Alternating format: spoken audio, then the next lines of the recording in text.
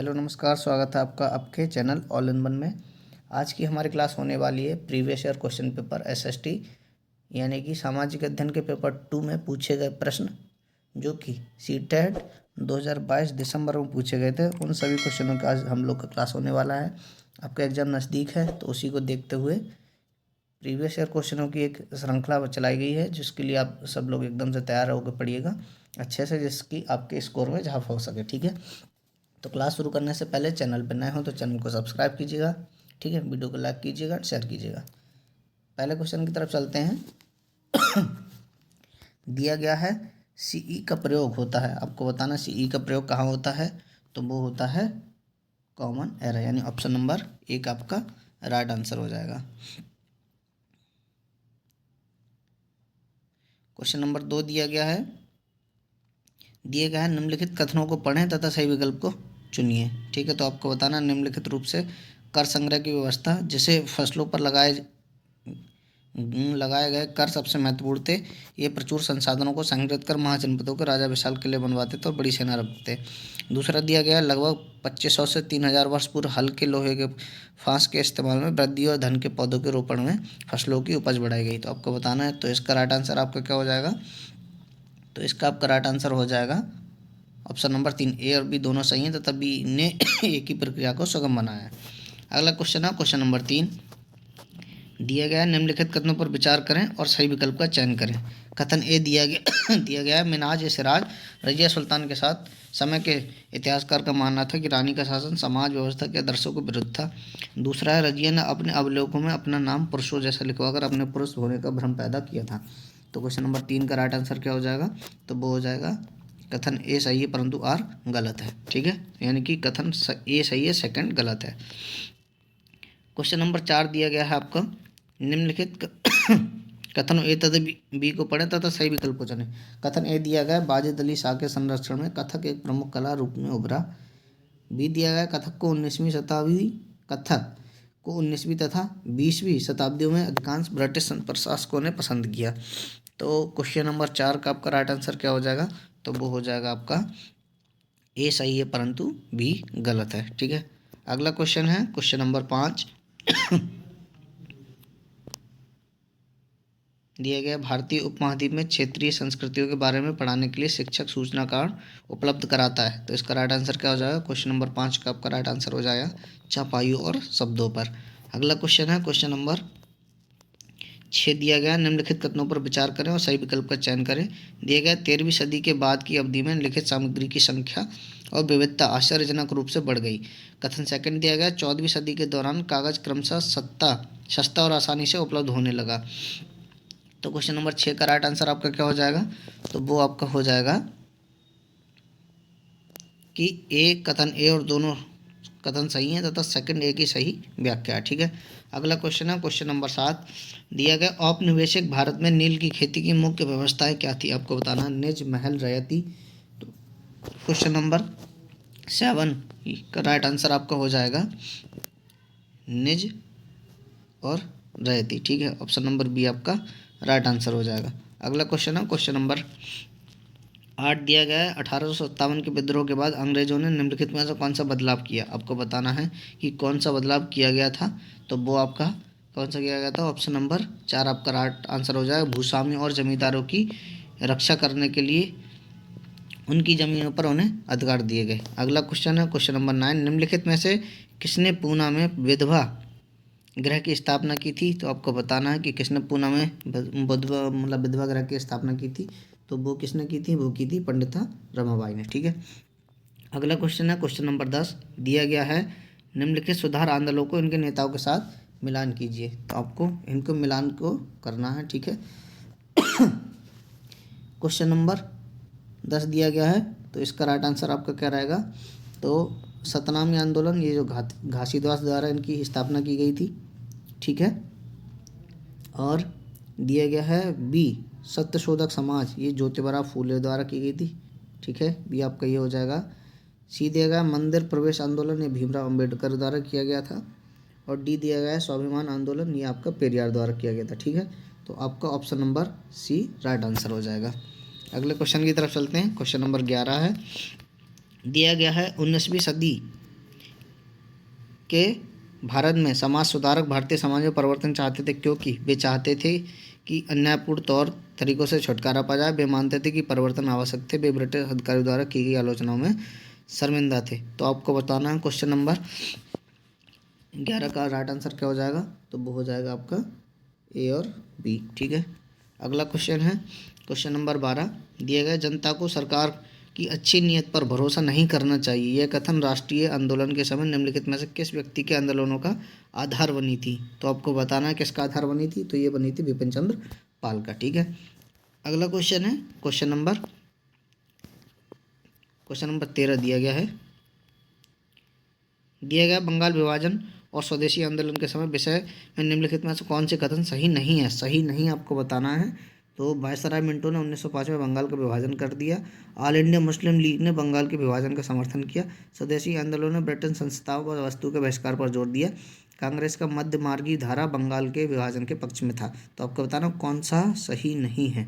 ठीक है, सही नहीं बताना है। तो इसका राइट आंसर आपका क्या हो जाएगा, तो वो हो जाएगा आपका बी और सी। ठीक है, तो जो कि ऑप्शन नंबर 2 में है।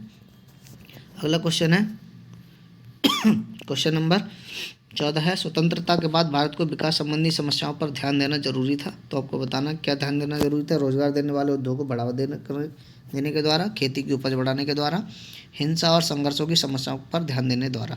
तो 100 क्वेश्चन नंबर 14 का आपका राइट आंसर क्या हो जाएगा, तो वो हो जाएगा आपका माफ़ कीजिएगा 3 ठीक है, A B C. Option number 4 आपका राइट आंसर हो जाएगा।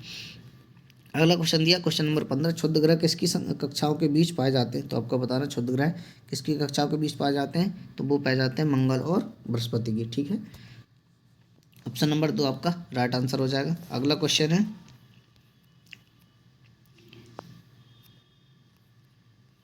अगला क्वेश्चन दिया गया अंतर्राष्ट्रीय तिथि रेखा के बारे में निम्नलिखित कथनों पर विचार कीजिए तथा सही विकल्प का चुनाव कीजिए। आपको बताना है।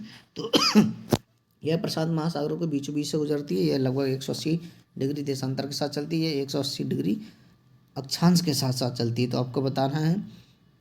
तो इसका राइट आंसर आपका क्या हो जाएगा, तो वो आपका हो जाएगा केवल ए तथा बी सही है। ठीक है, केवल ए तथा बी सही है, सी आपका ठीक नहीं है।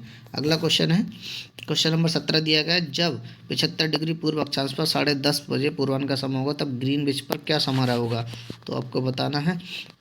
तो इसका राइट आंसर आपका क्या हो जाएगा, तो 5:30 बजे। ठीक है, अगला क्वेश्चन है क्वेश्चन नंबर 18 निम्नलिखित में से कौन सा ये युग्म सही सुमेलित है। आपको बताना है। Rio de Janeiro Africa, Los Angeles उत्तरी अमेरिका, सिंगापुर एशिया। यानी एक तरफ पंतन दिए गए, एक तरफ महाद्वीप दिए गए हैं। तो आपका बताना है इसका राइट आंसर क्या हो जाएगा। तो इसका आपका राइट आंसर हो जाएगा बी और सी सही है। ठीक है, तो इसका राइट आंसर बी और सी है, ऑप्शन नंबर 3 ठीक है। अगला क्वेश्चन है क्वेश्चन नंबर 19 दिया गया निम्नलिखित में से किस समुच्च में उष्णकटिबंधीय घास स्थलों के नाम दिए गए हैं। तो आपको बताना savanna pampas llanos, savanna campos llanos, स्टेपिडान कंपोस्ट, स्टेपिडॉन पंपास। तो इसका राइट आंसर आपका क्या हो जाएगा, तो इसका राइट आंसर आपका हो जाएगा सवाना कंपोस्ट और लानोस। ठीक है, अगला क्वेश्चन है क्वेश्चन नंबर 20 विश्व के प्राचीनतम शैले 430 करोड़ वर्ष पूर्व बने थे। आप इन शैलों को कहाँ देख सकते हैं। तो आपको बताना है। इसका राइट आंसर आपका क्या हो जाएगा, तो वो हो जाएगा ऑस्ट्रेलिया के पश्चिमी हिस्से में। अगला क्वेश्चन है क्वेश्चन नंबर 21 दिया गया पृथ्वी पर आत्मन के बारे में निम्नलिखित कथन को पढ़िए और सही विकल्प का चुनाव कीजिए। तो इसका राइट आंसर आपका क्या हो जाएगा, तो इसका राइट आंसर आपका हो जाएगा कि विषुवत कर्क रेखा व मकर रेखा की तुलना में अधिक आत्मन प्राप्त करता है। समानता समान अक्षांश पर महाद्वीपों पर समुद्र की अपेक्षा अधिक तापमान होता है। बी और सी केवल ऑप्शन नंबर 2 में, तो ये आपका राइट आंसर हो जाएगा। अगला क्वेश्चन है क्वेश्चन नंबर 22 दिया गया निम्नलिखित कथन तथा कारण को पढ़िए सही विकल्प का चयन कीजिए। कथन ये दिया गया वायुमंडल अप्रत्यक्ष रूप से पृथ्वी के विकिरण से गर्म होता है। दूसरा दिया कार्बन डाइऑक्साइड पृथ्वी से विकिरित ऊष्मा को पृथ्वी पर रोककर ग्रीन हाउस प्रवास पैदा करती है। तो इसका राइट आंसर आपका क्या हो जाएगा, तो इसका राइट आंसर आपका हो जाएगा कि ए और आर दोनों सही है, आर ए की सही व्याख्या है। अगला क्वेश्चन है क्वेश्चन नंबर 23 दिया गया निम्नलिखित विकल्पों में से कौन सा विकल्प प्रमुख समुद्र पवन पतन दिखा रहा है। तो आपको बताना है। तो इसका राइट आंसर आपका क्या रहेगा, तो इसका राइट आंसर आपका हो जाएगा कैप्टन, क्यूटो, मियामी, डार्विन और चेन्नई। ठीक है, अगला क्वेश्चन है क्वेश्चन नंबर 24 है निम्नलिखित में से किसे अंतर्रहित धूप के रूप में जाना जाता है। तो आपको बताना है। क्वेश्चन नंबर 24 का राइट आंसर क्या हो जाएगा, तो वो हो जाएगा आपका कोयला। ठीक है, अगला क्वेश्चन है क्वेश्चन नंबर 25 आपका। दिए गए निम्नलिखित में से कौन से कारक जल की आपूर्ति की कमी में योगदान देते हैं। तो बताना है आपको क्षेत्र की जल वायिक दशा, मौसमी अवधि में परिवर्तन, अत्यधिक दोहन, जल स्रोतों का प्रदूषित होना। तो इसका राइट आंसर आपका क्या हो जाएगा, तो इसका राइट आंसर आपका हो जाएगा ए बी सी डी यानी चारों, तो ऑप्शन नंबर 4 आपका राइट आंसर है। अगला क्वेश्चन है क्वेश्चन नंबर 26। दिया गया है भूतकाल से आरंभ करते हुए वर्तमान तक लोहा इस्पात उद्योग की अवस्थिति के क्रम में रखें। समुद्र पतन के निकट, सपाट भूमि के विशाल क्षेत्र, कोयला क्षेत्र के समीप, नहरों और रेलवे के निकट, कच्चा माल, विद्युत आपूर्ति और बहते जल वाले क्षेत्र के निकट। तो आपको बताना है इसका राइट आंसर क्या हो जाएगा, तो वो हो जाएगा आपका CBA। ठीक है, ऑप्शन नंबर 3। इसका क्रम सही बताना था, वो बताया गया है। अमन 21 जून से उत्तर ध्रुव अमन 21 जून को उत्तर ध्रुव व्रत गया, निम्नलिखित में से वह किस स्थिति की अपेक्षा कर सकता है। तो आपको बताना है क्वेश्चन नंबर 27 का राइट आंसर क्या हो जाएगा, 24 घंटे दिन की रोशनी। ठीक है, अगला क्वेश्चन है क्वेश्चन नंबर 28। दिया गया है भारत में जाति व्यवस्था निम्नलिखित में से क्या दर्शाती है। भेदभाव, पदानुक्रम, विविधता, पूर्वाग्रह। सही विकल्प का चयन करें। तो क्वेश्चन नंबर 28 का राइट आंसर क्या हो जाएगा, A, B और C नहीं होगा, D होगा। ठीक है, विविधता नहीं दर्शाती है, तो ऑप्शन नंबर C आपका राइट आंसर हो जाएगा। अगला क्वेश्चन है दक्षिण अफ्रीका में भिन्न प्रजातियों के आधार पर लोगों को पृथक करने व अलग रहने के लिए पूर्व औपचारिक सरकारी नीति को कहा जाता था। आपको बताना क्या कहा जाता था। तो क्वेश्चन नंबर 29 का राइट आंसर क्या हो जाएगा, उसको कहा जाता था रंगभेद। ठीक है, अगला क्वेश्चन है क्वेश्चन नंबर 30। दिया गया राज्यपाल के संदर्भ में निम्न वाक्यों पर विचार कीजिए तथा सही विकल्प का चुनाव कीजिए। राज्यपाल राज्य का मुखिया कहलाता है। राज्यपाल की नियुक्ति राज्य सरकार द्वारा की जाती है। चुनाव के बाद राज्यपाल मुख्यमंत्री और अन्य मंत्रियों की नियुक्ति करता है। तो आपका बताना क्वेश्चन नंबर 30 का राइट आंसर आपका क्या हो जाएगा, तो इसका A और C दोनों सही हैं, ऑप्शन नंबर 3 ठीक रहेगा। ठीक है, अगला क्वेश्चन है क्वेश्चन नंबर 31। दिया गया है भारत में ग्राम पंचायत के विषय में निम्नलिखित में से कौन सा कथन सही है। आपको बताना है समुदाय के काम के लिए ग्राम पंचायत दान ले सकते हैं। ग्राम पंचायत के पास स्थानीय कर लगाने की शक्ति होती है। अलग अलग राज्य पंचायत के विषय में आप अलग अलग कानून बना सकते हैं। ग्राम पंचायत का सचिव एक चुना हुआ सदस्य होता है। आपको बताना है, तो इसका राइट आंसर आपका क्या हो जाएगा, क्वेश्चन नंबर 31 का राइट आंसर आपका हो जाएगा A, B और C तीनों ठीक है, लेकिन D आपका ठीक नहीं है। ठीक है, ऑप्शन नंबर 4 आपका राइट आंसर हो जाएगा। क्वेश्चन नंबर 32 दिया गया है निम्नलिखित में से कौन विषैले खतरनाक उद्योगों को कार्यस्थल के उदाहरण है। तो आपको बताना है, तो कपड़ा फैक्ट्री, जहाज तोड़ने के उद्योग, कीटनाशक बनाने के उद्योग, चाय बागान। तो आपको बताना इसका राइट आंसर क्या हो जाएगा, तो इसका राइट आंसर आपका क्या हो जाएगा, B और C, जहाज तोड़ने के उद्योग और कीटनाशक बनाने के उद्योग। अगला है क्वेश्चन नंबर 33। दिया गया है जन सुविधाओं पर निम्न कथन A और कारण R पर विचार करें, सही विकल्प चयन करें। अभिकथन दिया गया सरकार को सभी लोगों को जन सुविधा मुहैया कराने की जिम्मेदारी उठानी चाहिए। कारण दिया गया निजी कंपनियां जन सुविधा मुहैया करती हैं, लेकिन इनकी ज़्यादा कीमत चंद लोग ही वहन कर सकते हैं। तो इसका राइट आंसर आपका क्या हो जाएगा, आपको बताना क्वेश्चन नंबर 33 का, तो इसका राइट आंसर हो जाएगा A और R दोनों सही हैं और R A की सही व्याख्या करता है। अगला क्वेश्चन है क्वेश्चन नंबर 34। दिया गया निम्न कथन को पढ़िए। जलसीन 19 नगर पालिका के चुनाव में मतदान करेगी। फैजा जो 54 वर्ष की राष्ट्रपति के चुनाव में अपना मत डालेगी। तो सार्वभौमिक वयस्क मताधिकार के संबंध में वैध विकल्प का चयन करना है आपको। तो इसका राइट आंसर आपका क्या हो जाएगा, तो क्वेश्चन नंबर 34 का राइट आंसर हो जाएगा वैध है। ठीक है, दोनों ही वैध है। अगला क्वेश्चन है डबल बोझ शब्द का प्रयोग आमतौर पर किसकी कार्यस्थिति का वर्णन करने के लिए किया जाता है। तो आपको बताना है इसका राइट आंसर क्या हो जाएगा, तो वो हो जाएगा श्रमिक महिलाओं की। क्वेश्चन नंबर 36 है। दिया गया निम्नलिखित में से कौन सा भारतीय धर्मनिरपेक्षता के संबंध में सही है। आपको बताना राज्य का हस्तक्षेप धर्म में संभव है। राज्य धार्मिक मामलों में हस्तक्षेप नहीं कर सकता। धर्म के सैद्धांतिक दूरी बनाए रखना, धार्मिक प्रवृत्ति को रोकने के लिए विभिन्न कार्य। तो आपको बताना इसका राइट आंसर क्या हो जाएगा, तो इसका राइट आंसर आपका हो जाएगा A, B नहीं होगा, C और D। ठीक है, राज्य धर्म में हस्तक्षेप में मामले में नहीं कर सकता। अगला क्वेश्चन है क्वेश्चन नंबर 37। दिया गया भारतीय संविधान में एक प्रावधान है कि सरकार द्वारा सत्ता के मनमाने इस्तेमाल से जनता को बचाता है। निम्नलिखित में से उसकी पहचान कीजिए। तो आपको बताना है इसकी पहचान क्या करना है। तो क्वेश्चन नंबर 137 का राइट आंसर माफ़ कीजिए, क्वेश्चन नंबर 37 का राइट आंसर क्या हो जाएगा, तो वो हो जाएगा मौलिक अधिकार। अगला क्वेश्चन है क्वेश्चन नंबर 38 है। दिया गया भारत के पास एकीकृत न्यायिक व्यवस्था होना यह दर्शाता है। तो इसका राइट आंसर आपका क्या हो जाएगा? तो इसका राइट आंसर आपका हो जाएगा कि ऊपरी न्यायालयों के फैसले नीचे के सभी न्यायालयों को मान्य होते हैं, ठीक है, और उच्च न्यायालय और सर्वोच्च न्यायालय के एक समान अधिकार होते हैं, ठीक है। ऑप्शन नंबर ए और सी ये किस में है? ये माफ़ कीजिएगा, क्वेश्चन नंबर 38 है, इसका राइट आंसर आपका हो जाएगा ए और बी, माफ़ कीजिएगा, ए और बी, ठीक है, जो कि ऑप्शन नंबर 3 में दिए गए।